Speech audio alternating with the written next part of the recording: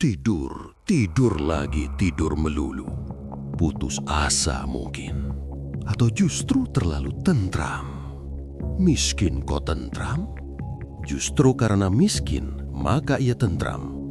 Bukan begitu, justru karena tentram, maka ia miskin. Sudah berapa lama kamu tidur, Cil? Berabad-abad. Dan sudah berapa lama miskin? Itu tidak penting. Jangan terlalu banyak bertanya tentang kemiskinan. Sebab untuk kaya atau miskin, itu hak setiap bangsa. Yang perlu ditanyakan adalah, sudah berapa lama ia ditindas? Atau gamplangnya, sudah berapa lama ia dimiskinkan? Saya tidak pernah menindasnya. Saya memang juragan Begejil, tetapi Begejil adalah sahabat karib saya. Dan Begejil, makhluk yang tidak berdaya itu, tak pernah mengerti apa yang sesungguhnya sedang terjadi. Hanya saja ia dapat merasakan betapa kegeraman Pak Kanjeng kepada Denbe selalu bertambah pada setiap hari. Apalagi ketika putaran roda-roda besi dan baja yang sengaja diciptakan untuk menghancurkan gedung dan pagar-pagar itu mulai bergetar di dinding rumah atau di dada Pak Kanjeng.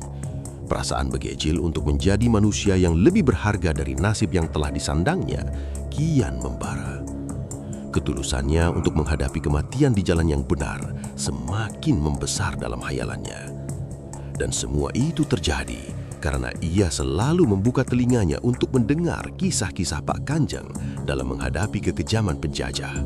Sebentuk kekejaman yang jauh berbeda dengan apa yang sedang dijalankan oleh Denbe.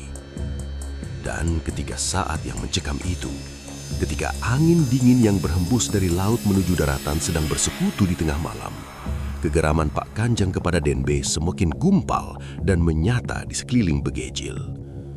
Kenapa sih? Kenapa sih? Hidup cuma sekali saja kok pakai menggusur-gusur segala, pakai main paksa, menakut-nakuti, mengintimidasi. Kalau saja Denbe-nya memang berani menginjakan kakinya di tanah saya harap langit dan bumi tak usah kaget kalau ada darah mengujur. Kalau mau membangun itu mbok yang baik-baik, orang mbok diorangkan, dekati baik-baik, ajak runding, ajak tawar-menawar yang adil, hargai haknya. Toh semua kekayaan tanah dan air ini pada dasarnya kan milik rakyat. Mbok ya kepada rakyat itu bersikap yang sopan, yang adil. Jangan ambil menangnya saja. Bagi saya, kalah dan menang itu tidak penting. Tapi kalau orang kecil macam saya ini diremehkan dan diinjak-injak, lantas mengamuk, apa mereka pikir Tuhan punya argumentasi untuk menyalahkan saya? Dengan suara yang tak pernah surut, kata-kata dan ancaman itu terlempar begitu keras dari lidah Pak Kanjeng, lalu bergaung di udara dengan beban yang berat dan dingin, sehingga di tengah keremangan malam itu, rumah Pak Kanjeng seolah-olah telah berubah menjadi muara, tempat bertemunya air mata keluh yang mengalir dari berbagai anak sungai kehidupan. Tetapi, dalam kesaksian Begejil, peristiwa di remang malam itu lebih tepat jika disebut sebagai keajaiban. Ajaib, karena sosok Pat Kanjeng seakan telah menjelma menjadi 3 bayangan, menjadi 3 tokoh yang saling berhadapan dalam sebuah ruang. Dan ruang itu hanya bisa dirasakan oleh Begejil, oleh penglihatan mata batin Begejil, sehingga ia pun dapat merasakan getaran suara pada setiap tokoh.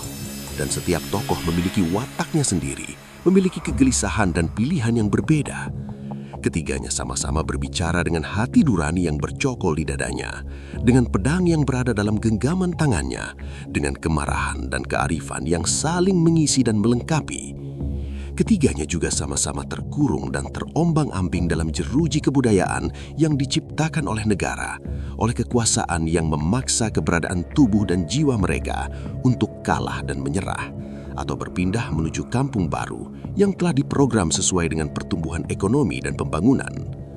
Sudah 3 kali ini saya dipaksa untuk pindah dari kampung satu menuju kampung yang lain. Pertama, saya berpindah dengan sukarela.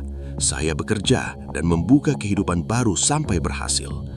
Kedua, saya berpindah karena pembangunan yang mendesaknya. Saya ngalah, saya pergi demi rasa simpati pada kemajuan bersama, pada kepentingan bumi pertiwi. Saya buka kampung dan ladang baru tanpa rasa duka. Lantas, datang lagi pembangunan. Itu bukan pembangunan, tapi kekuasaan. Tapi toh saya ngalah lagi, karena pada hakikatnya saya memang Arif, orang yang gampang berkorban. Dan sekarang, untuk ketiga kalinya saya harus rela dipindah, harus rela digusur, harus menyerahkan perjuangan dan hidup saya pada sesuatu yang bernama pabrik raksasa, lapangan golf atau waduk. Sorry, negara itu mestinya akan malu kalau rakyatnya menderita. Lah kok malah ada oknum yang merancang penderitaan mereka, merancang kemiskinan. Itu pun kalau rakyat merasa miskin malah ditempeleng atau digebuk. Ditempeleng itu soal biasa, masih sedikit beradab. Waktu saya masih kecil juga sering digitukan. Tapi kalau ditembus dadahnya dengan selusin peluru, itu yang tidak biasa, biadab. Ayo, kalau berani, tembakkan peluru panas itu ke jantung saya. Jangan, kalau bisa jangan peluru. Perang tanding itu lebih jantan.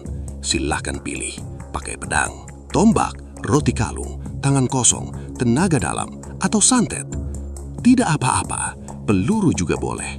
Biarkan peluru itu akan kaget dan terpana karena menjumpai betapa dada saya tidak pernah membungkuk karena sesuap nasi. Tetapi hanya satu hal yang saya minta.